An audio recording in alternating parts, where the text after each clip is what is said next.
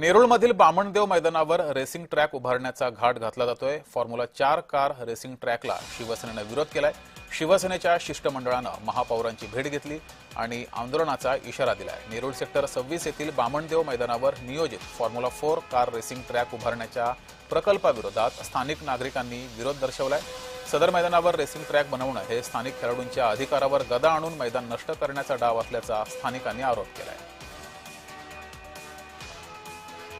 जे formula 4 racing track जो नेरूळ या ठिकाणी होणार आहे, जेणेकरून जो नेरूळ गावातील बामणदेव मैदान जो अधिकृतरित्या जो आहे मंजूर झाला होता, त्यावर कुठेतरी जे आहे या ठिकाणी कमी होणार आहे त्या ट्रॅकमुळे। त्याच्या विरोधात जे आहे ग्रामस्थांच्या वतीने मला निवेदन देण्यात आलं होतं की कुठेतरी मैदान हा वाचला पाहिजे।